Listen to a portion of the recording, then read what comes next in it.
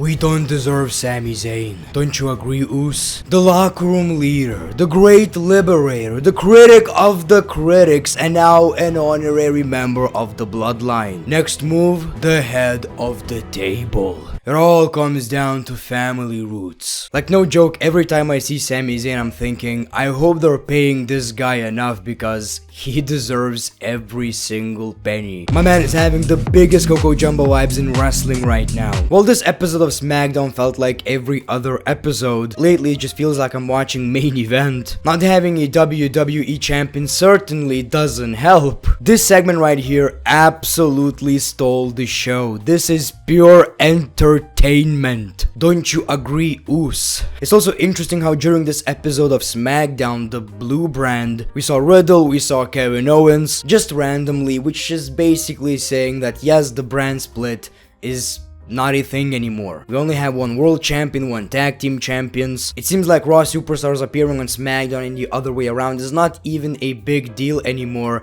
And I've seen rumors that WWE don't even feel like the brand split is a thing anymore, which is kinda sad.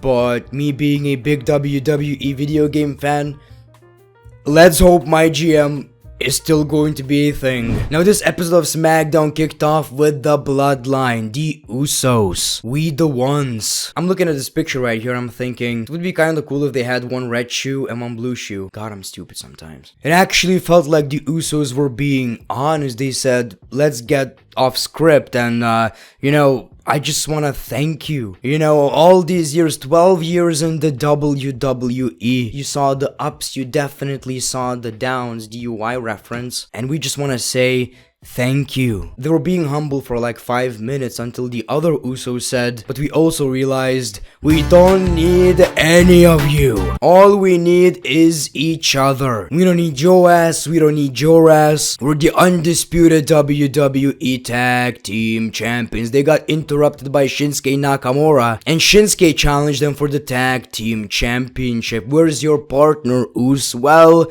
it's Riddle. Okay, don't jump into conclusions. Riddle is not cheating on Randy Orton. I'll explain later. So we saw a big brawl and Shinsuke Nakamura and Riddle came out on top. Later on the show they explained that it was actually Randy's idea. I mean, he's not Rick Boogs. He's not Randy, but I think it's gonna work out. Yeah, it's kinda interesting. Rick Boogs is injured, Shinsuke's tag team partner, and Randy Orton is injured, Riddle's tag team partner. So we have this brand new tag team that is definitely going to win the tag team championship. That is definitely going to happen. I don't know. I don't mind this. Riddle has something to do, but I wish Riddle was actually facing Roman Reigns. Now, interesting thing about Roman Reigns is that he's not gonna be at Hell in a Cell, and he's also possibly not gonna be at Money in the Bank because he got removed from the poster.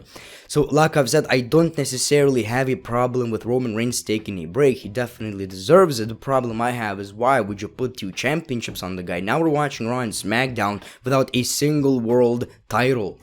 It's ridiculous. I don't know what you're thinking. The Great One, your voice sounds so sexy today. What are you up to? Are you hitting second puberty? I wish. My voice didn't change. I didn't grow any taller. I got sick, and yesterday I recorded 2 Reddit videos and I completely lost my voice, so I'm actually thankful that I can speak today. Raquel Rodriguez was about to face Ronda Rousey, and we're seeing a bunch of angry women backstage. Shotzi says it's not fair, let's show what we got. We deserve the title shot. The women agree, but Aaliyah locks Shotzi in the locker room. Apparently a SmackDown Live locker room. Aaliyah sent Shotzi back to 2016. So we saw Raquel Rodriguez versus Ronda Rousey. The match ended quickly because we got a bunch of female superstars attacking them. So it's over. The match didn't happen. Let's see who's going to face Ronda Rousey next, except nope. Of course, it turned into a tag team match. We saw Natalya and Shayna Baszler versus Raquel Rodriguez and Ronda Rousey. Is it me, or Ronda Rousey in these regular matches is just not doing her any favors? I want her to look special, I want her to feel special, and now she just feels like every other wrestler. The match was alright, I guess. They teased Ronda versus Shayna Baszler right before Raquel Rodriguez pinned Shayna Baszler, so again, not doing Shayna any favors. Like, this seems like it could be a big match, 2 MMA fighters, but then she got pinned. Like, she has no momentum whatsoever. I guess we're just going to see these random ass matches from women who have no credibility right now, unfortunately, up until Bayley returns. There's no other way around. Charlotte, I just remembered Charlotte. And I wish I didn't. We see Los Lotharios in the ring. They're waiting for their match against Jinder Mahal and Shanky. Jinder Mahal cannot find Shanky. Turns out, my boy Shanky's having these major Coco Jumbo vibes. I do get the point. Jinder Mahal's music slaps. So we saw Los Lotharios versus Jinder Mahal and Shanky. Ricochet's fuming right now. Boom! Jinder got distracted, kicked to Jinder Mahal, and Los Lotharios won the match. Jinder Mahal is not happy. Focus, Shanky, focus! Shanky doesn't care. Shanky is one of us. Shanky was a tag team partner of Veer. We like Shanky. We stand Shanky. And Shanky ain't gonna stop having these major Coco Jumbo vibes. This one match made me a fan of Shanky. I'm a Shanky-jan. Well, I'm just a virgin. Shanky's a friend of Veer, and I'm showing my support. Max Dupree was talking to Adam Pearce, and Adam Pearce says, yes, you have a contract. Max Dupree says, I'm looking for people to add to maximum male models, and you're not gonna make the cut. So who's gonna join him? Like, I'm honestly interested. Is it Angel Garza and Humberto? I mean, they're attractive dudes. That would make a lot of sense. The whole gimmick is modeling, I guess. Honestly, I just want to see the guy wrestle. I think he does have a lot of personality, charisma, and he does have potential.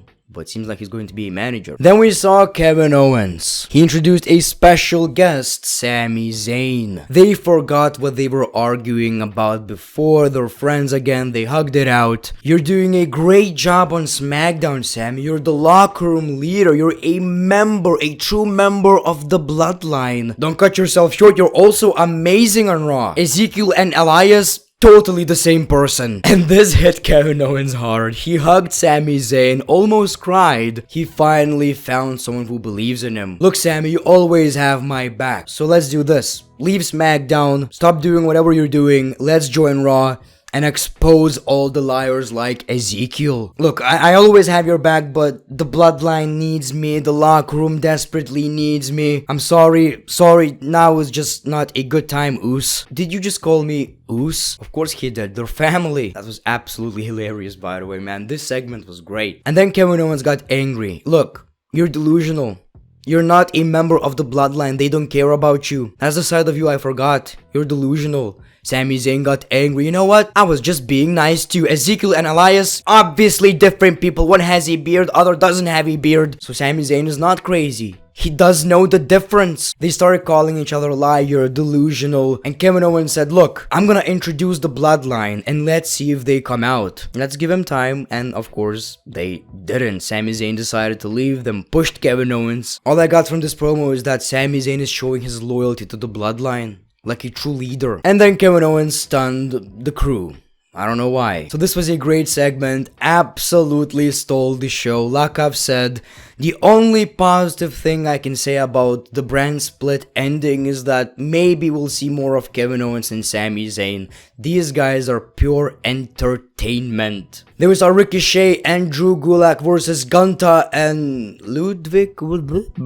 I honestly forgot the name. So obviously the heel team picked up the W, and then we see Sami Zayn talking to the Usos. I can't help but think that maybe Kevin Owens was right about some things. Maybe you just don't care about me. I'm, trying to help, but I'm not seeing anything in return. I feel like I could be a member of the Bloodline. Not like that, not blood related, but I could be like an honorary member of the Bloodline. Sure, Usos were like, whatevs. But this made Sami Zayn's day. I honestly believe Sami should replace Roman Reigns. And then we saw, in my opinion, the lowest point of the show. Another New Day versus the Fighting Lads faction. I've already seen way too much of this. I never cared about the story, unfortunately. It just ain't it for me. So who's the mystery tag team partner? I said in my predictions, well, during my previous SmackDown review, that it's obviously Drew McIntyre. And of course it was Drew McIntyre. So this was a pretty long match if we count all the ads, Money in the Bank ads, Hell in a Cell ads, all that sorts of crap.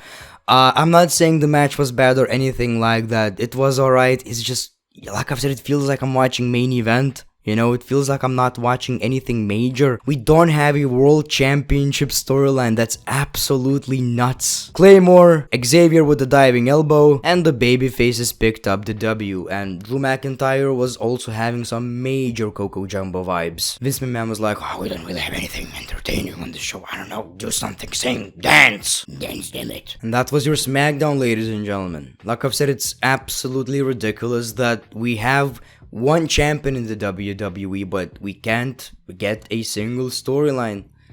You know, wrestling is kinda uninteresting right now. That really sucks. And you can feel it. Okay, I'm losing my voice. Thank you for watching this video, The Great One. Peace, love, and hugs. It's been a pleasure.